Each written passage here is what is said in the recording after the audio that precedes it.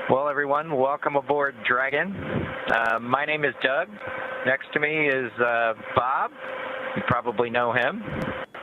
We're so glad to be with you this evening and welcome you on board Dragon. Got a couple things we want to talk about first before we kind of show you around. The first is kind of a tradition we've had over the years with spacecraft going way back to the Mercury era. And then a tradition that's been carried on ever since with all our space vehicles, including the Soyuz. We're given the honor to name this capsule. I know most of you at SpaceX especially know it as Capsule 206, but I think all of us thought that we could maybe do a little bit better than that. So without further ado, we would like to welcome you aboard Capsule Endeavour. We chose Endeavour for a few reasons. One, because of this incredible endeavor NASA, SpaceX, and the United States has been on since the end of the shuttle program back in 2011. The other reason we named it Endeavour is a little more personal to Bob and I. We both had our first flights on Shuttle Endeavour, and it just meant so much to us to carry on that name. That's what we decided to go with. So we hope you enjoy that name, and once again, welcome on board. Well, good evening, everybody, and welcome aboard Endeavour, the SpaceX vehicle headed to the International Space Station. Today, we accomplished the first flight off the Florida coast in quite some time, and Doug and I were really proud to have an opportunity to be a part of that. We're doing it in a brand new spaceship, a spaceship that's a lot different than its namesake Endeavour, the space shuttle, in that it has touch display screens that allow us to accomplish most of the interfacing requirements that we have. We'll have Doug pans over and points at the display in front of me. You can see the forward view that we had during the maneuvers that we most recently did. You can look out the window. It looks like the centerline camera doesn't have a lot of content on it now. We're kind of pointed into space so that the windows can see the Earth below us. But we've got the capability to interface with the vehicle, and it's kind of interesting. There's a command. This little button over here is actually what the commands are for our displays. One thing that does get lost is there is a extensive button panel down below as well. So over on this side, we can turn the displays on and off, as well as send some commands for some contingency situations. On the other side, we have the ability to deploy chutes and things like that on entry. So we do have some buttons, but the primary interface is these displays. So nice, new, modern cockpit that we've got for our compared to our namesake, the Space Shuttle Endeavour.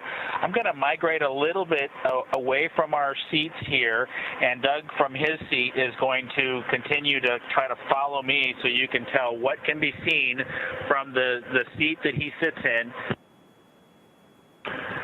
So from his seat, when he is inside in the vehicle, strapped in, this is what his view actually looks like. You can see a window off to the one side. We each have a window that we can view out and see what's going on outside.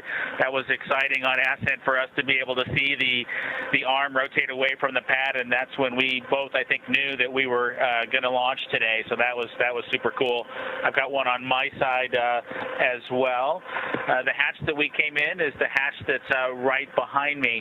It is a little bit of a tight quarters, but I'm going to try to demonstrate some of the capability that we have now that we're in zero gravity.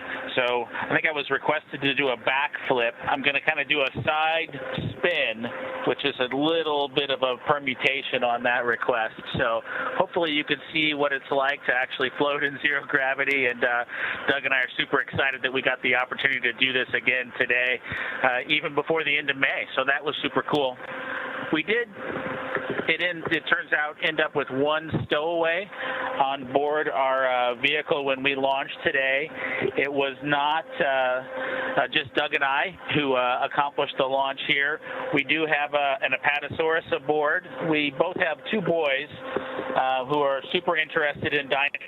and we collected up all the dinosaurs between the two houses, and Trimmer, the Apatosaurus, got the vote from the boys to make the trip into space today with us. And so that was a super cool thing for us to get a chance to do for both of our sons, who I hope are super excited to see their toys floating around with us on board. I'm sure they would rather be here given the opportunity, but hopefully they're proud of this as well.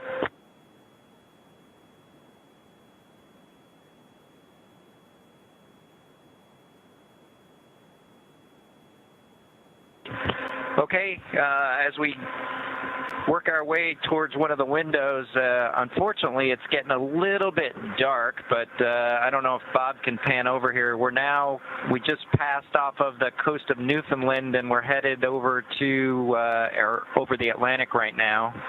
I don't know if you can get a good picture of that.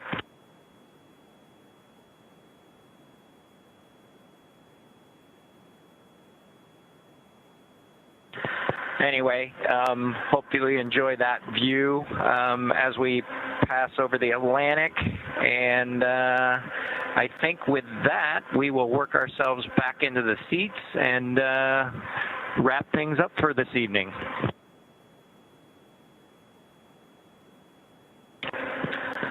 So Doug's there making a nice big smile for the camera. I hope you enjoyed the trip today with us on board the Dragon capsule Endeavour with our friend Trimmer, the Apatosaurus, and Doug and I.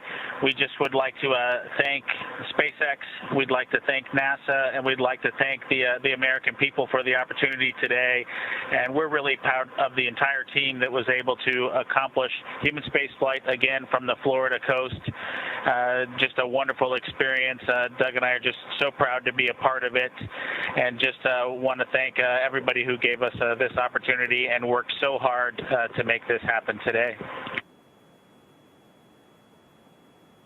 So with that, I think it'll be good night from Capsule Endeavour. Good night to everyone at NASA, at SpaceX, and the United States, and congratulations to the teams that got us into orbit. And we're looking forward to seeing Chris Cassidy and his Russian colleagues on board the International Space Station tomorrow morning.